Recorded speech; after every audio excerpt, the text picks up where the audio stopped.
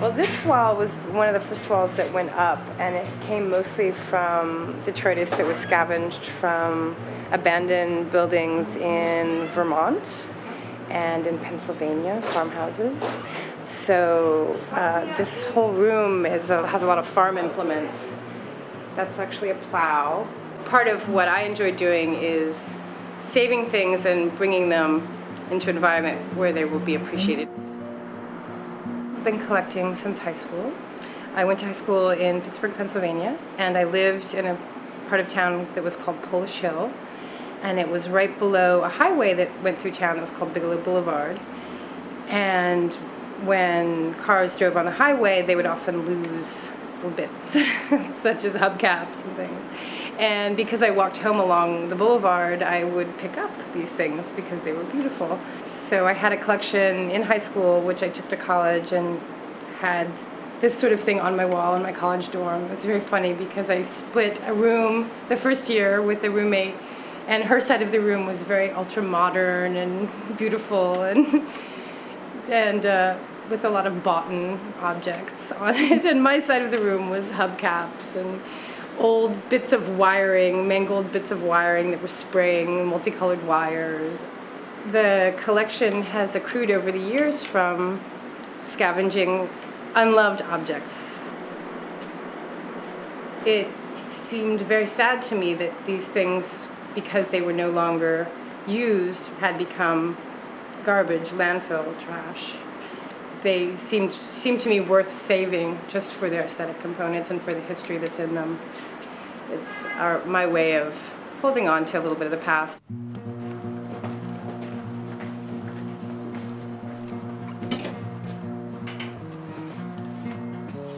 This bathroom is floored in a 9-inch toe line. It does well with the moisture. It doesn't, it's made to be in a moist environment. And it feels really good on your feet, too. It's really sort of a little bit of a foot massage when you get out. It's a little bit hard to clean, but vacuum. There's a beautiful sort of an opalescent sheen that you can see at a certain angle. I don't know if the camera can capture it, with the reds and sort of some blues. This wild turkey had been a roadkill along the Taconic Highway. It's not the most beautiful display here. It could be it could be a little bit more even, but I think what it is that because it got hit by a car, one side of it is a little detached. Turkey is a bird of thanks, so I felt like it was a very good sign to find a turkey that was it was a way of kind of acknowledging that I am grateful for everything that I find. On the wall there's one cross that is a memorial marker. I certainly have some misgivings about removing markers from the area that they had been marking, but in this case this was taken off-site. It was no longer at a specific locale. It's always an interesting thought process to consider the impact of taking things away as well, because part of my joy of discovering an abandoned place full of amazing objects is that moment where you get to a viewpoint into how people lived and the site's specificness of the objects that are there.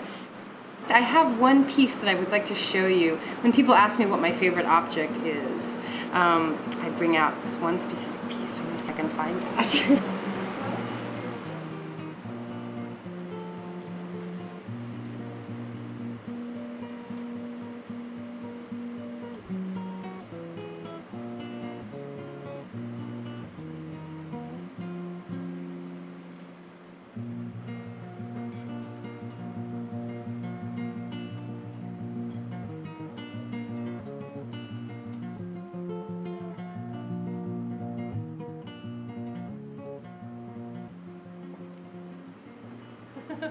This would be a good thing.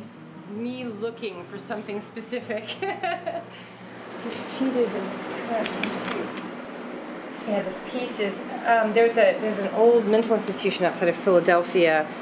It had been empty since the mid-70s, and we had explored, and there wasn't much left there, but in one of the old operating rooms we found packages of replacement joints for humans, and they were still in plastic, sort of sealed. They were ready to be placed. And so this particular piece is this old stainless steel metal that's a spike with a sort of a daisy on the end, and what it is a hip joint. It's a replacement hip joint. And the thing that's nice about it is that it's a hip joint, and so one of my visitors at one point adopted that as a good name for the house. It's a hip joint for the hip joint. This space has allowed us to increase the amount of things and to really like indulge our interests and to accrue more. 18 years I have been here and haven't really had to move anything too far, which has allowed me to hold on to everything. So it's being under litigation, which I have been for 7 years, is definitely, when we first got into court, I was having to really face the idea of not being able to stay here, and it was really hard to think about because it's hard to think about packing all the garbage. You know, it's one thing to love it and have it, but then to think that you would need to find another place for it and get it there. I have a sort of a sense of, not shame, what's the way to say it, maybe angst or poignancy or sadness about the amount of trash that there is, and a sense that I would like to do whatever I can to decrease that trash load that we're putting back into the earth. And trash is a resource, and it's something that's way too ignored. I guess my relationship to trash is one of aesthetic appreciation on a daily basis, because one could define the decoration of my house as trash decoration, and so it's something that I live with every day and enjoy and actually love.